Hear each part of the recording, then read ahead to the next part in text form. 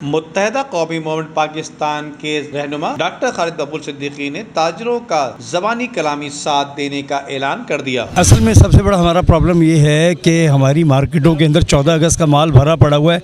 मैं खुसूसन करीम सेंटर का जिक्र कर रहा हूँ। हर दुकान के अंदर 14 अगस्त का माल है। मैंने फेडरल गवर्नमेंट से भी और प्रोविंशियल गवर्नमेंट से भी अपील है, खुदा का वास्ता हमें जो है पूरे पाकिस्तान में ये माल भेजना है, हमें इजाज़त दी जाए। हम बहुत ज़्यादा परेशान हैं, हमारे दुकानदार जो हैं बहुत ज़्यादा परेशान हैं।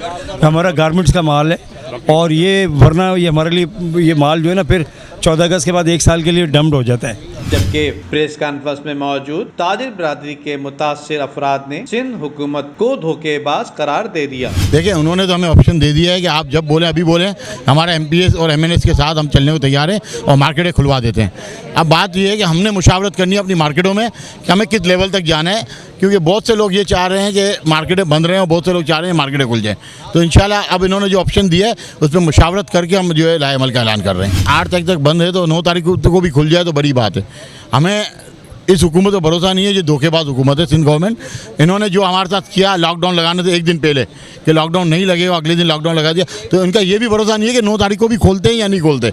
तो वैसे तो हमें उम्मीद है कि एक मामला ऐसा है जिसकी वजह से 9 तारीख को खुलना है, तो वो तो खुलना ही खुलना है। तो 9 तारीख को खुल जाता है तो बहुत अच्छी बात है, नहीं खुलता तो आगे के मामला तो अभी हमने तय कर ही चुके हैं। 8 तारीख तक का इंतज़ार इसलिए किया जा रहा है, जो सिंध गवर्नमेंट की SOPs हैं उसको हम वन टाइम यूज़ नहीं करेंगे। हम मुस्तकिल तौर पे इस तरह यूज़ कर रहे हैं कि कल ये ना कहते कि हमने 8 तारीख को इसलिए लॉकडाउन ख़त्म कर दिया था कि ताजिरों ने पहले बोल दिया था।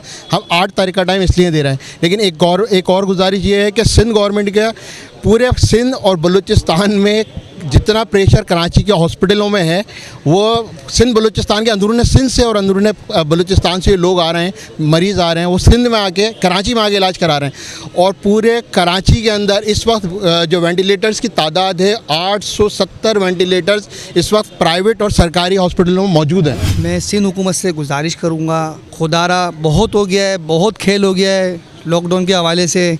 अब इस तरह के फ़ैसले ना किए जाएं। आप जो फ़ैसला करते हैं इसमें ताजिरों को मुशावरत के लिए बिठाया जाए, उनसे मुशावरत की जाए। अब वो वक्त दूर नहीं है तो ताजिर ख़ुदकुशी करने पर मजबूर है।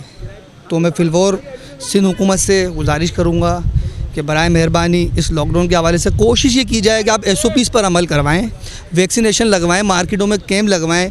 मार्केट की यूनियन आपके साथ ताउन करेगी, आपको जगह प्रोवाइड करेगी, तो उस पर ज़्यादा जोर दिया जाए। आप ये ना करें कि मार्केट की लॉकडाउन लगा दिया गया, अचानक फ़ैसले कर दिए आपने लॉकडाउन, तो बराए मेहरबानी इस फैसले पर नज़रसानी की जाए। मायूस कारोबारी हजरात कराची शहर के सियासी मजहबी तंजीमों के पास अपनी फरियाद लेकर जा रहे हैं, लेकिन इनकी दादरसी करने वाला कोई नहीं। अमजद इकबाल, मेट्रो 7 पाकिस्तान।